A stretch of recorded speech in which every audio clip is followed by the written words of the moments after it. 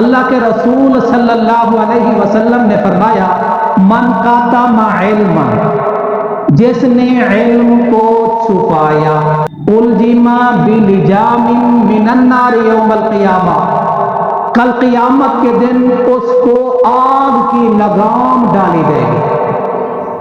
یہ امام راضی نے ایک روایت یہ نقل کی ہے تفسیر کبیر میں۔ دوسری جگہ امام راضی نے اسی کو اس انداز سے نقل کیا، من کاتم علما یعلمہ جاء یوم القیامت ملجما بلجام من النار، جس نے علم کو چھپایا اس کے باوجود کہ وہ اس کو جانتا تھا، کل قیامت کے دن جب آئے گا تو اس کو جہنم کی آگ کی لگام ڈالی جائے گی۔ امام راضی نے تین انداز سے، تین ترک سے اس روایت کو نقل کیا ہے، میں نے دو سنائی ہے۔ تقریباً رسول اللہ صلی اللہ علیہ وسلم نے اسی ارشاد کو، یہ اسی مسئلے کو تقریباً 6 یا 7 مختلف الفاظ سے اس کا تذکرہ کیا ہے،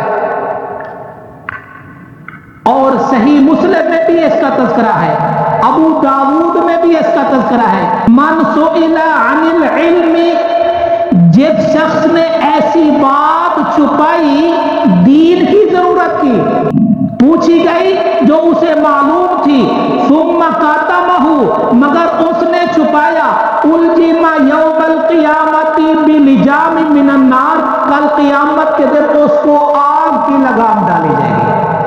یہ تو حدیث مبارکہ میں آیا۔ اب آؤ قرآن مجید کیا کہتا ہے۔ جنہوں نے استاد محترم استاد تفسیر والحدیث کا سبق سنا ہوگا، وہ انہوں نے 3 آیتیں پیش کی تھی اسی عنوان سے۔ میں صرف ایک آیت سنا کے دوسری آیتوں کا حوالہ دے دوں گا۔ یہ سورۃ البقرہ ہے، سورۃ بقرہ کی آیت نمبر 159۔ ذرا سنیے، ان الذین یکتمون، بے شک وہ لوگ جنہوں نے چھپایا، ما انزلنا من البینات والہدی، اس چیز کو جس کو ہم نے نازل کیا واضح دلائل اور ہدایت کی باتوں کے ساتھ۔ آگے سنیے، من بعد، بعد اس کے، باوجود اس کے، ما بیناہ للناس فی الکتاب، اللہ تعالیٰ کہتے ہیں جس کو ہم نے کھول کر بیان کر دیا ہے لوگوں کے لیے کتاب میں۔ جو چھپاتے ہیں عالم ہیں، مسئلہ جانتے ہیں پھر چھپاتے ہیں، تو پھر آگے کیا ہے، اولئک یلعنہم اللہ، یہی لوگ ہیں جن پر اللہ لعنت کرتا ہے، وَيَلْعَنُهُمُ اللاعنون، اور لعنت کرنے والے لعنت کرتے ہیں۔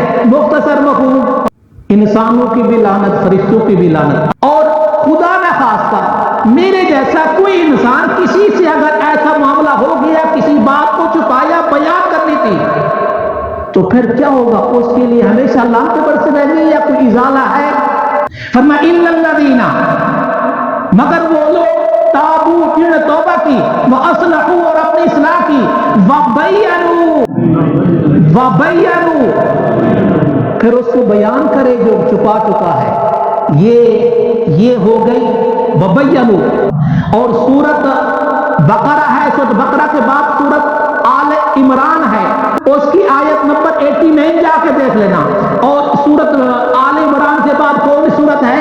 سورت النساء، سورت النساء کی آیت نمبر 146 دیکھ لینا، اس کے اندر سخت وعید ہے، اور وہ تو منافقین کے لسٹ میں آ رہے ہیں۔ 5ویں پارے کا لاسٹ پیج ہے۔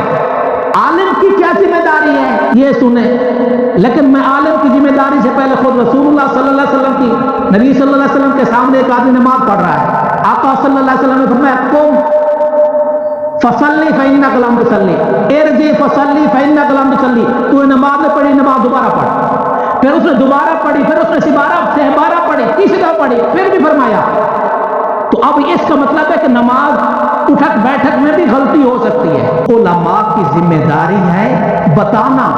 میں نے پہلے بھی کل ایک دعا کرائی تھی، آج پھر دعا کرے تو آمین کرے، آمین کہہ دینا، یا اللہ ہر عالم کو معلم بنا۔ نبی صلی اللہ علیہ وسلم کہتے ہیں انما بعثت معلما، ہر عالم معلم بنائے، سکھانے والا بنائے، سکھانے والا بنے۔ تو یہ سیکھنا سکھانا یہ بہت اعلیٰ درجے کی نیکی ہے۔